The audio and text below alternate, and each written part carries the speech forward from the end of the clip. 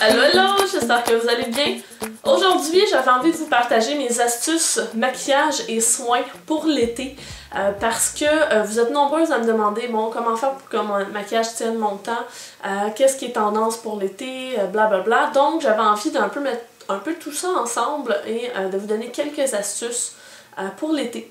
Première chose, au niveau soins, pour que cette question-là soit réglée, c'est souvent important de venir changer un peu la texture du type de produit qu'on utilise en été parce que comme il fait plus chaud et tout ça, notre peau va produire un petit peu plus d'huile, sébum et compagnie. Vous pouvez prendre la même gamme que vous utilisez en ce moment, mais au lieu de prendre la crème riche, de venir chercher plus un gel ou quoi que ce soit. Donc de venir adapter votre routine soin en fonction justement de l'été. Puis une des choses à penser aussi, c'est en termes de quantité. On a souvent tendance, je pense, à mettre trop de produits sur notre visage. Donc notre peau en a trop et ça vient que ça roule sur la peau. Donc normalement, pour le visage, la grosseur d'un pois, un petit peu plus gros qu'un pois, c'est habituellement suffisant. Même chose pour tout ce qui est sérum et compagnie. Donc ça vous donne une petite idée.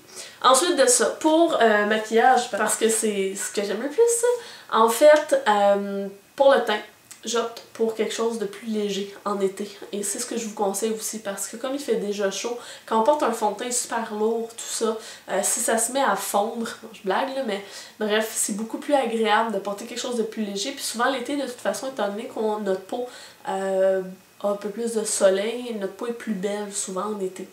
Une des combinaisons que je fais, c'est ma petite recette maison. J'en ai déjà parlé sur ma chaîne, mais je sais pas si vous étiez là à ce moment-là, si vous vous en souvenez. Tant mieux. Sinon, ben, vous l'apprenez aujourd'hui. En fait, c'est que je crée un mélange à base de trois produits, on se comprend bien, produits, il y a un U là-dedans. C'est que pour mon teint, j'ai souvent besoin quand même d'une certaine hydratation en été à cause du soleil. Je veux avoir une certaine couvrance et une certaine luminosité sans que ce soit trop lumineux en ayant mis justement de la lumière et tout ça. Donc ce que je fais, c'est que je mets en fait une portion de crème hydratante. En ce moment, c'est le soin rééquilibrant multicorrecteur de Bio Beauté par Luxe, qui est un soin qui est très léger, c'est pour ça que je l'ai choisi. Je mets une pompe de cache-cerne Pro Longwear de MAC. Donc j'ai à peu près en même quantité l'hydratant et le cache-cerne, le correcteur de MAC. Et ensuite de ça, je vais venir mettre un enlumineur. Donc ça, c'est un gel soleil qui était sorti dans une collection de Lisoitier il y a quelques temps. Elle en a sorti, mais l'équipe Lisoitier en a sorti un autre cet été. À chaque été, ils font un produit similaire que j'aime énormément. Donc je vous conseille d'aller le chercher si vous ne l'avez pas déjà. Donc je mélange tout ça et je mets à peu près la moitié d'une dose comparativement aux autres. Je mélange ça sur le dessus de ma main et c'est ce que j'applique sur mon teint. Ça me permet, comme je disais, d'avoir une belle couvrance sans nécessairement avoir quelque chose qui est super lourd et ça met en valeur quand même les traits. On a un petit enlumineur qui est très léger là, au niveau du teint. Parce que globalement, outre cette dose-là de luminosité que je mets dans mon teint, moi je vous recommande, une de mes astuces, c'est de venir utiliser des produits plus matifiants au niveau du teint. Donc que ce soit vos poudres, par exemple le bronzer ou le contouring, le Hoola de Benefit, qui est un produit mat. C'est gagnant à mon avis parce que de toute façon au fil de la journée avec le soleil et compagnie, on n'en vient qu'à produire plus d'huile et on va de toute façon briller en cours de journée. Donc pourquoi finir la fin de la journée en ayant l'air d'une boule disco? On peut, si on veut, mais...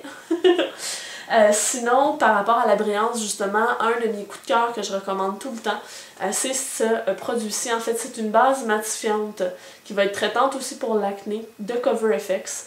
Donc moi, je l'applique simplement sur mon front et ici. Ça m'aide vraiment beaucoup à contrôler la brillance. J'ai une amie qui est en France, donc Stéphanie, je te dis bonjour, qui a toujours cherché à avoir justement un produit comme ça pour venir aider à contrôler la brillance. Et je lui ai envoyé celui-ci parce que malheureusement, c'est pas disponible en France. Et elle me disait avoir de très bons résultats. Donc je vous conseille vivement, si vous êtes en mesure, de vous le procurer, ce produit-là. Ensuite de ça, pour les poudres, pour venir matifier, au lieu d'avoir une poudre qui est une poudre fond de teint, je vous conseille d'avoir quelque chose de plus léger, comme une poudre libre.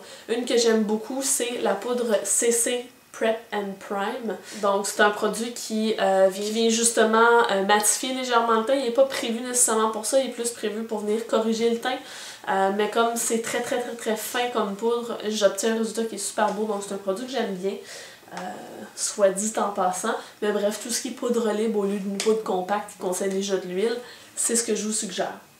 Ensuite de ça, pour le blush, en été, comme on bronze, notre peau devient souvent plus dorée. Je vous conseille d'aller avec justement des blushs qui s'accordent bien avec ça. Donc, d'aller avec des mauves ou des couleurs très froides peut contraster un peu, ça peut faire très joli. Mais si vous voulez être certaine de ne pas vous tromper, allez vers un blush qui est plus corail, plus pêche, fonctionne bien. Ou des blushs qui vont être un petit peu plus punchy. Donc, un exemple de ça, ça va être le blush Fleur Power de chez MAC qui contient quand même une belle dose de rouge à l'intérieur. On dirait quasiment qu'on a attrapé un petit coup de soleil. Là, je le trouve vraiment super joli. Je vous le conseille aussi vivement. Pour ce qui est de la tenue des fards à paupières, je passe un peu du coq à l'âne, mais c'est important, je crois, en été, si vous avez la paupière qui a tendance à devenir facilement huileuse, de venir mettre un après, quelque chose, un primer, avant de venir mettre vos fards. Donc, si vous ne voulez pas vous acheter un produit supplémentaire, vous pouvez utiliser votre cache-cerne, ça fonctionne aussi très bien. Ceux que moi je vous conseille, vous avez la Primer Potion de Urban Decay, un de mes produits chouchou depuis longtemps. Une autre que je vous suggère, c'est la Prep and Prime 24 heures Extended Eye Base de chez MAC. En fait, dans les deux cas, quand on applique une base, c'est sûr que c'est un petit peu plus difficile de venir blender, de venir fondre les fards ensemble, mais pour la tenue, ça donne quand même un bon coup de pouce. Pour poursuivre au niveau du maquillage des yeux, il y a plusieurs compagnies qui lancent des produits longue tenue. C'est le cas entre autres de Makeup Forever qui a lancé pour cet été les Aquamatiques. Honnêtement, là, c'est vraiment génial ces produits-là. Donc, c'est en fait des crayons qu'on peut venir appliquer sur la paupière mobile. Ils s'estompent très bien. Et en fait, ce qui est génial de ça, c'est qu'ils sont résistants à l'eau. Donc, ce qui est drôle, c'est que dans les promesses du produit, on dit que ça dure 5 heures sous l'eau. J'ai montré ça à mon chum, puis il disait « Elle avait du souffle, la madame! » Bref, j'ai trouvé comique, c'est cool, mais bon, joke de gars.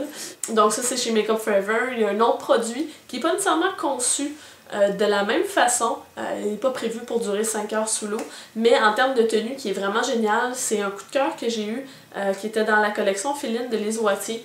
C'est les crayons 24 heures Glam fard à paupières qui tiennent magnifiquement bien. Moi, celui-là qui est la couleur Bronze Glam, souvent je vais venir l'appliquer sur ma paupière mobile, j'estompe rapidement avec mon doigt, je mets du mascara et that's it. C'est un look super joli et délicat, frais, lumineux. Parfait pour l'été, mais que je mette en hiver, on s'en fout. Sinon, pour les lèvres, je vous conseille d'utiliser des produits qui vont être beaucoup plus mat, beaucoup plus secs que ce que vous prenez habituellement, parce qu'avec la chaleur et tout, c'est facile que le produit vienne baver. Entre autres, il y a justement Makeup Forever qui a sorti un produit, mais à moindre coût, il y a Maybelline qui fait un crayon. Ça ressemble à ça. C'est ce que j'ai sur mes lèvres en ce moment. Donc, c'est un crayon comme ceci. Oui. Donc, c'est un crayon qui s'appelle Color Blur. L'objectif étant d'avoir un résultat plus diffus. Le but n'est pas d'avoir des lèvres super tracées avec du correcteur pour venir s'assurer que tout est super droit, super beau. Ça contient même en fait au bout un estompeur pour venir étendre le produit. Donc, on en met beaucoup moins. Ça laisse les lèvres colorées, mais on n'a pas nécessairement de transfert ou à s'inquiéter d'en avoir partout là, parce que ça dégouline. Si vous me connaissez, vous savez que c'est une de mes craintes quand je mets du rouge à lèvres. Donc ça me convient super bien. La couleur que je porte en ce moment, c'est Fast and Fuchsia. Fuchsia. Et l'autre que j'aime vraiment beaucoup, c'est Berry Misbehave, qui ressemble à ceci, qui est un peu plus foncé. Donc les deux ont une tonalité qui est davantage rosée. J'espère qu'on l'a bien vu à la caméra, ça avait l'air pas mal orangé. Mais les deux, je trouve que quand on a du rosé, en fait comme c'est plus bleuté, on a les dents plus blanches comparativement à des produits qui vont tirer sur l'orangé où les dents vont avoir l'air plus jaunes. Petit conseil. Et je termine ceci, parce que ça commence à être long, je vais faire ça court, par le mascara. Si jamais vous avez le mascara qui a tendance à couler ou que vous pensez sauter dans la piscine ou peu importe, je vous conseille d'utiliser un imperméabilisant. Vous pouvez prendre un mascara qui est waterproof aussi, sauf que si vous êtes comme moi, du genre à pas en mettre souvent, mais vous achetez vraiment un tube pour rien ou pour quelques rares fois. Alors qu'en prenant un imperméabilisant, ça vous permet de continuer avec votre mascara que vous aimez, votre préféré, qui va bien pour vous et de venir lui donner justement une protection contre l'eau. Mon préféré, le imperméabilisant de chez Marcel. testé à de nombreuses reprises et bien efficace. Donc voilà, c'était mes astuces. Vous, si vous en avez, je vous invite à les mettre dans les commentaires parce que tout ensemble, on va pouvoir s'entraider pour passer un été en beauté. Je vous souhaite une bonne fin de journée. N'oubliez pas de vous abonner à ma chaîne. Tous les produits dont j'ai parlé vont se retrouver dans la barre d'informations. Je vous fais un gros câlin. Bye bye!